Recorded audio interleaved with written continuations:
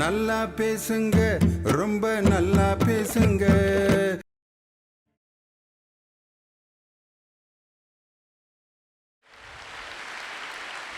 Newton படுத்திருந்தப்ப அவர் தலையில் apple விழுந்துச்சு.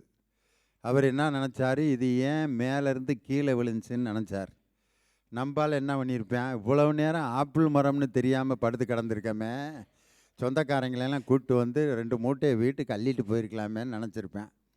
இது ஒரு வகையான பார்வை. இன்னொரு வியாபாரி பார்த்துருந்தான்னா ஆள் இல்லாத நேரத்தில் ஒரு 2 மூட்டை ஆப்பிள் எடுத்து ஒரு ஆப்பிள் சும்மா கிடச்சதை எவ்வளவுக்கு வேணாலும் விற்று லாபம் சம்பாரிச்சிருப்பேன். அந்த ஆப்பிளை வந்து ஒரு இளைஞன் கையில் கிடச்சிச்சின்னா இதை நம்ம ஆளுக்கு கொடுத்து உஷார் பண்ணிடுவோம்டா, அவளுக்கு ரொம்ப ஆப்பிள்னா ரொம்ப பிடிக்கும் அப்படின்னோடனே இந்த ஆப்பிளை பார்த்தோன்னே எனக்கு ஞாபகம் வந்துச்சுன்னு ஒரு டுபாக்கூர் விட்டு அதுக்கு கையில் கொடுத்து சைஸ் பண்ணிகிட்ருப்பேன். அதே ஆப்பிளை வந்து ஒரு கவிஞன் பார்த்தான்னா, ஆப்பிள் பெண்ணே நீ யாரோ, ஐஸ்கிரீம் சிலையே நீ யாரோ அப்படின்னு பாட்டு எழுதுவார். அதே ஆப்பிள் ஒரு மனிதனிடம் கிடைத்தால் அவன் யோசிப்பான், இன்றைக்கி பசியோடு இருக்கிற இன்னொரு மனுஷனுக்கு கொடுத்தாக்க நமக்கு கிடைச்ச ஆப்பிள்னால இன்னொரு மனிதன் சந்தோஷப்படுவான்னு நினைத்து இன்னொருவன் உண்பதை பார்த்து மகிழ்ச்சி அடைகிறானே, அவன் கையில் இருக்கிற ஆப்பிள் தான் உண்மையான மனிதன் கையில் இருக்க வேண்டிய ஆப்பிள். அதுதான் இன்றைக்கி சென்னையில் இவ்வளவு பாதிப்பு நடந்த நேரத்தில் மனிதனுக்கு கொடுத்த அந்த உதவிக்கு தான் இந்த ஆப்பிள் எனக்கு ஞாபகம். தலைப்பு அருமையான தலைப்பு. சமுதாயத்தின் வளர்ச்சியை பெரிதும் தீர்மானிப்பது நேற்றைய வரலாறா, இன்றைய சாதனையா, நாளைய திட்டங்களா? ஐயா, நீங்க வாழைப்பழம் சாப்பிடுவீங்களா? ஏமா திடீர்னு இப்படி ஒரு கேள்வியை கேட்குறேன்? அந்த பழம் சாப்பிடாம யாராவது இருக்க முடியுமா தமிழ்நாட்டில்? அந்த பழத்தை எப்படி ஐயா சாப்பிடுவீங்க?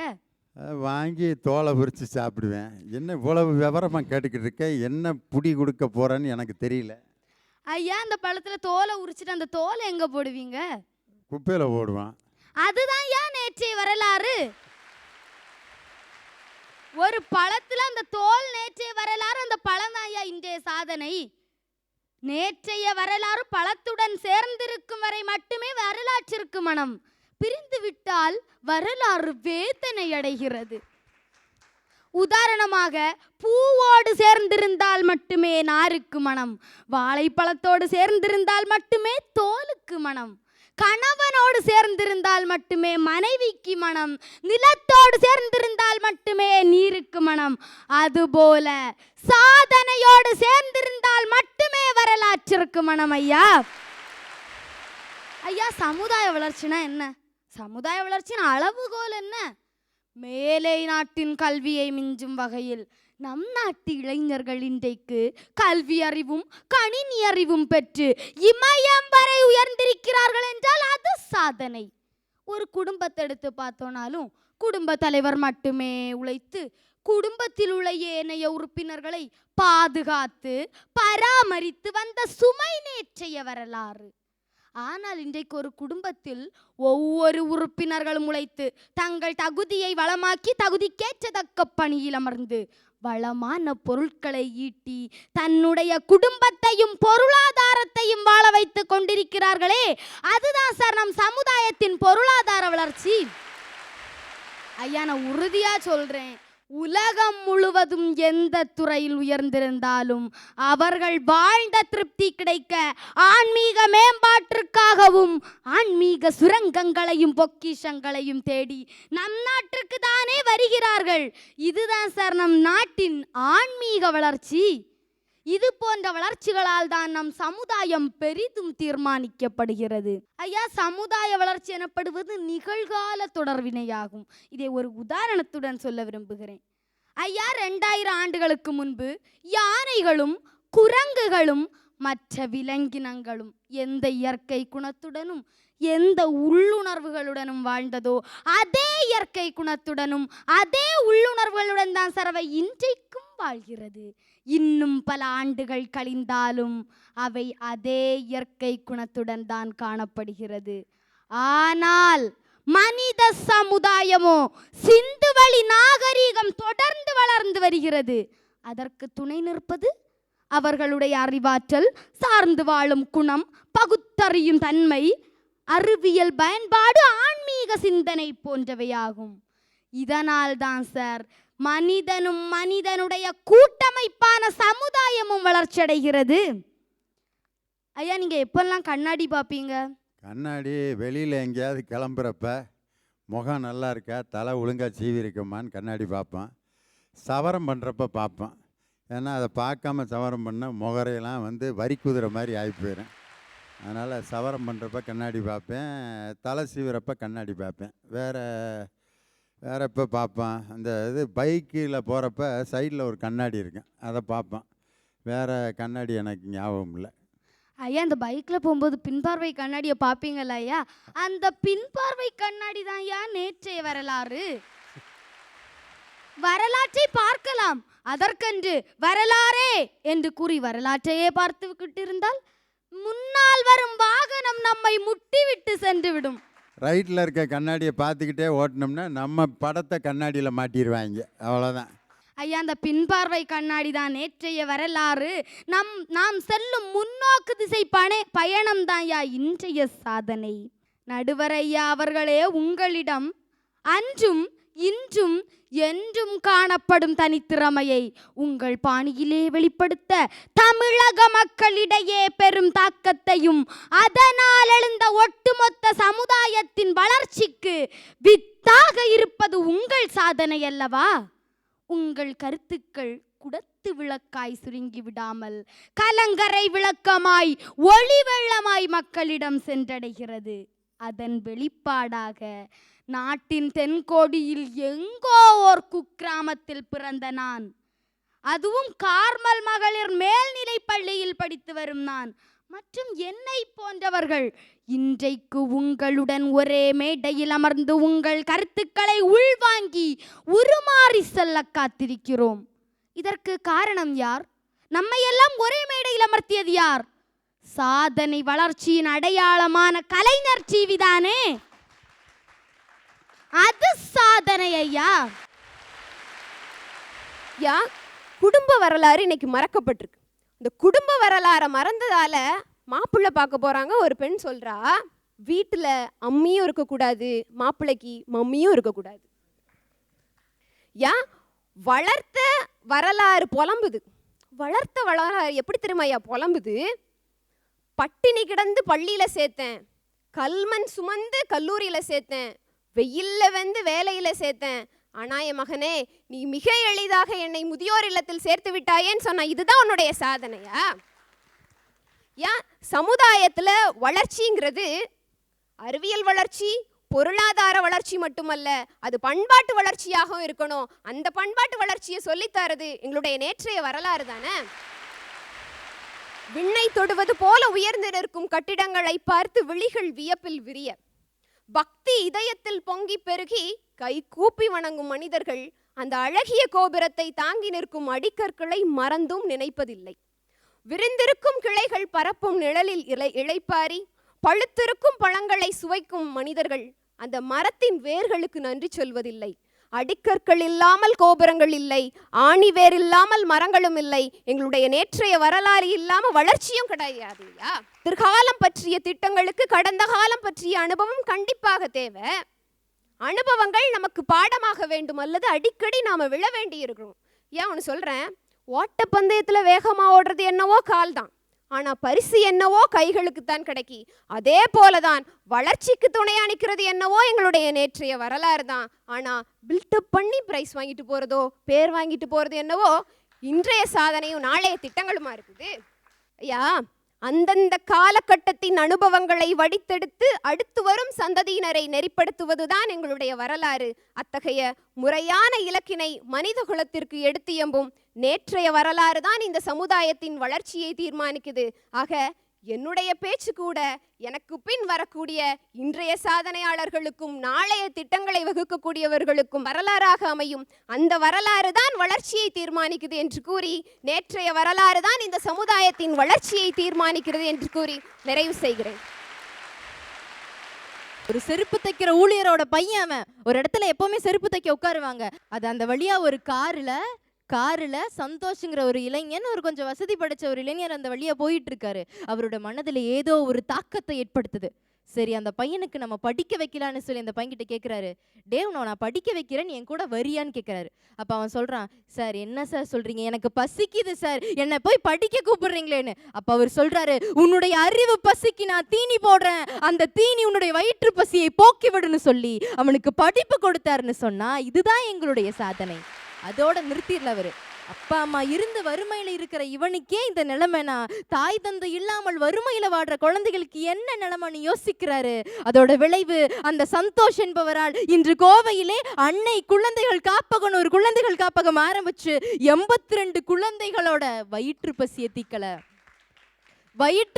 தீக்கல, அவங்களுடைய அறிவு பசியை தீர்த்ததுன்னு சொன்னா இதுதான் எங்களுடைய இன்றைய சாதனையா? ஐயா அவர் சொன்னாரு, 4 இளைஞர்கள் சேர்ந்தா மதுவுக்கு அடிமையாடுறாங்க, சிகரெட் குடிக்கிறாங்க அப்படின்னு. எங்களுடைய இளைஞர்கள் எல்லாம் சிகரெட்டை நோக்கி போபவர்கள் அல்ல, சிகரத்தை நோக்கி போவர்கள். ஏன் 4 பேர் சேர்ந்தாங்க, அவங்க ஒரு ஹோட்டல்ல போய் சாப்பிட்றது பொதுவாக அவங்களுடைய வழக்கம். அப்போ போய் சாப்பிடும்போது அங்க பரோட்டா போடுற ஒருத்தர் கூட பழக்கம் ஏற்படுது, நண்பர்களாயிடுறாங்க. அப்போ அவங்க கேட்குறாங்க, சார் நீங்கள் என்ன படிச்சிருக்கீங்க அப்படின்னு. அப்போ அந்த பரோட்டா போடுறவர் சொல்கிறாரு, நான் 12வது முடிச்சிருக்கேன் அப்படின்னு. அப்படியா, 12வதுல என்ன மார்க்கு அப்படின்னு கேட்குறாங்க. அவர் சொல்கிறாரு, நான் 1100 மார்க் எடுத்திருக்கேன் அப்படின்னு. அப்போ இவங்க சொல்கிறாங்க, நான் 900, இவன் 800, அவன் 700, நாங்கள் எல்லாம் கல்லூரியில் படிக்கிறோம், 1100 எடுத்தீங்களே நீங்கள் ஏங்க படிக்கல அப்படின்னு. அட காசு இல்லையா, நான் என்ன பண்ணேன் அப்படிங்கிறான். இவங்க 4 பேர் சொல்கிறாங்க, நாங்கள் 4 பேர் சேர்ந்து உங்களை படிக்க வைக்கிறோம், நீங்கள் படிக்கிறீங்களா அப்படின்னு. என்னையா பேசுறீங்க, இதெல்லாம் நடக்கிற காரியமா, போங்கப்பா அப்படிங்கிறாரு. இல்ல நாங்க 4 பேரும் உங்களை படிக்க வைப்போம்னு சொன்னதோட விளைவு என்ன தெரியுமா? இன்று ராஜாமணி என்கிற பரோட்டா போடுகிறவனை ராஜாமணி IAS ஆக்கி அழகு பார்த்திருக்கிறது. உங்களுடைய வரலாறு அவரை பரோட்டாக்காரன் என்றது, உங்களுடைய எதிர்காலம் கேள்விக்குறியாய் இருந்தது. எங்களுடைய சாதனை ராஜாமணி IAS ஆக உயர்த்தி இருக்கிறதுயா.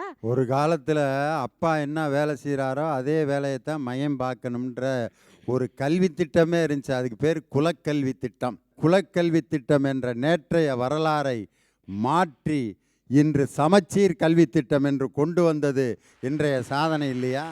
அதனால் புரோட்டா மாஸ்டர் பெற்றெடுத்த ஒரு குழந்தை IAS அதிகாரியாக மாறுவதற்கு வித்திட்ட செய்தி சட்டமன்றத்தில் அன்னைக்கு நடந்த அந்த விவாதம் தான். ஐயா அது மட்டும் இல்ல, ஒரு கிராமத்துல கிருஷ்ணவேணின்னு ஒரு அம்மா இருக்காங்க. அவங்களுடைய கணவன் ஒரு சுடுகாட்டுல புணங்களை புதைக்கிற ஒரு தொழில் செய்யறாரு. திடீர்னு ஒரு நாள் அவர் இறந்துடுறாரு. அந்த அம்மாக்கு 3 பசங்க. இந்த குழந்தைகளுக்கு நான் என்ன பண்ணுவேன், நாளைக்கு அவரோட வயிற்று பசிக்கு என்ன பண்ணுவேன், அவங்களை எப்படி படிக்க வைப்பேன் அப்படின்னு யோசிக்கிறாங்க. ஐயோ என் குழந்தைகளை என்னால் காப்பாற்ற முடியாதேன்னு நினச்சி தூக்கு மேடையில் எழுந்து நிற்கிறாங்க. அப்போ அவங்களுடைய 3வது பையன் அம்மா பசிக்குதுன்னு அழுகுறான். அப்போ அவங்க இறங்கி ஐயோ என் பையனுக்கு பசிக்குதேன்னு சொல்லி அவனுக்காக நான் உயிர் வாழணும்னு சொல்லி வீடு வீடா போய் வேலை கேட்குறாங்க.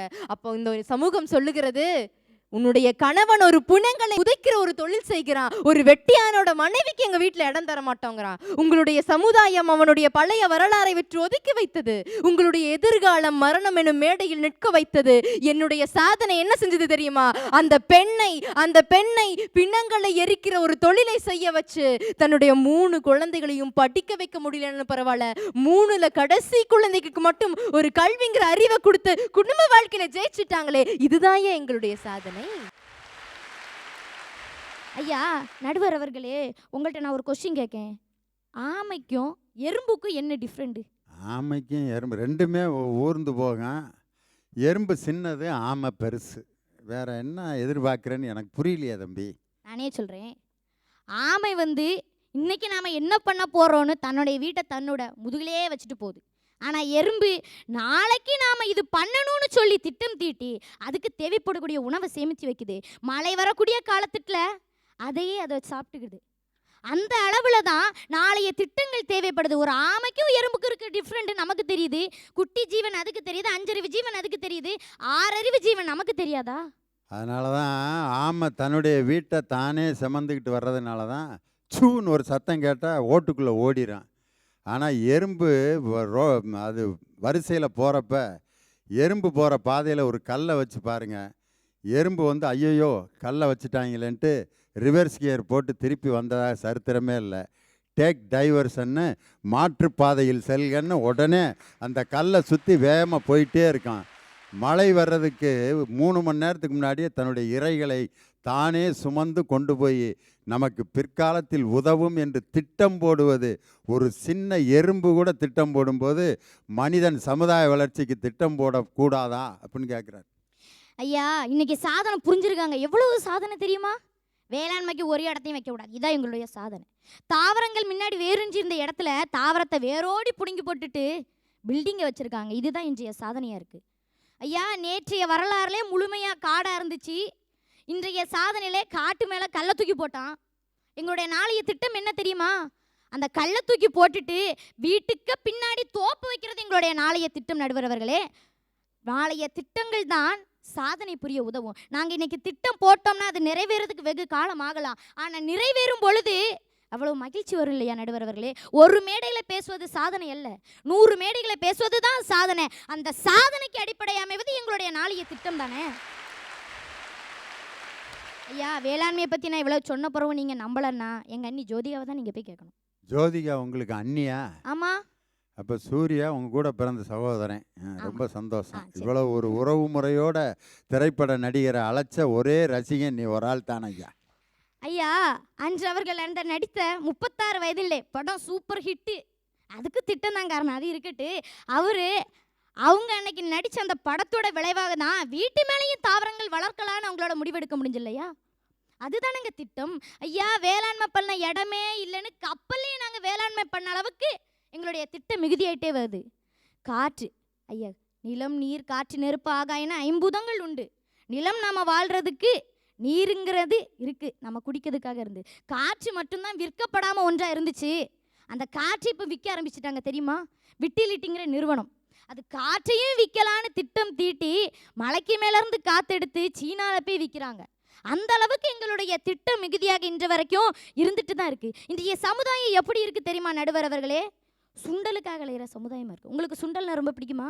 நான் சொன்னேங்கிறதுக்காக, ஒரு தடவை சொன்னேங்கிறதுக்காக சுண்டல் எனக்கு ரொம்ப பிடிக்குமான்னு கேட்குறேன். அருமையான புரோட்டீன் நிறைந்த உணவுப் பொருள் சுண்டல்யா. அதை ஊற வச்சு சாப்பிட்டு காலையில் எக்ஸசைஸ் பண்ணோம்னா அது மாதிரி ஒரு மிகப்பெரிய புரோட்டீன் உணவு வேறு எதுவுமே இல்லை. கிட்டத்தட்ட 1/2 கிலோ மட்டன் சாப்பிட்டதுக்கு சமம் ஒரு கை நிறைய சுண்டல் சாப்பிட்றது. நம்ம கையில் இவ்வளவு அருமையான உணவு இருக்கும்போது நம்ம ஆள் வேற எங்கேயோ ஒன்றை வாங்கி சாப்பிட்றான். பர்கர் ஒரு சின்ன தலானி மாதிரி இருக்குது, அதை அப்படியே வாய ஆன்னு திறந்து காண்டாமிருக மாதிரி தின்னுக்கிட்டு இருக்கான். என்னடான்னு கேட்டால் எவனோ தின்னு காட்டினதை நம்மளும் திங்கணும்ன்ட்டு ஒரு ஆசைப்பட்டு சாப்பிட்றது. ஆனால் ஒரு கையில் இருக்க அந்த சுண்டலுக்கு இருக்கக்கூடிய ஒரு சத்து அவ்வளவு பெரிய சாப்பாடு வெளிநாட்டு சாப்பாட்டுக்கு இல்லை. அதை நம்ம இன்னைக்கு மறந்துட்டோன்னு. சமுதாயத்தை நம்ம எப்படி தெரியுமா கொண்டு வரணும்? 1/2 வயிறு கஞ்சி குடித்தாலும் தன்னுடைய உழைப்பால குடிக்கிற சமுதாயத்தை நம்ம உருவாக்கணும். ஒற்றுமையில் வளரக்கூடிய சமுதாயத்தை நம்ம உருவாக்க வேண்டியது நம்முடைய கையில் தானே இருக்குது. இப்போ சமுதாயம் எப்படி இருக்குன்னு அழகா சினிமா பாட்டில் போடுங்க ஐயா. அலுமா டோலுமா ஐசால கெடிமா அலுமா தெர்ச்சி கல்லி ஜினே கிராக்கி ஊட்டா சாலுமா அரிக்கல்லு கறி கல்லு குத்து ஊட்டா கலக்கலே பளிச்சின்னு பல பல்லக்குது மிட்டா மேலே லோக்கலே. அந்த பாட்டு கேட்கறதுக்கு புரியாத மாதிரி தான் இருக்கும். இடையில ஒரு லைன் ஒரு டும்மாங்கோழி எத்தி போனா எனக்கு நான் எவன் எப்படி போனா எனக்கு நான்னு இருக்குது சார் இந்த சமுதாயம்.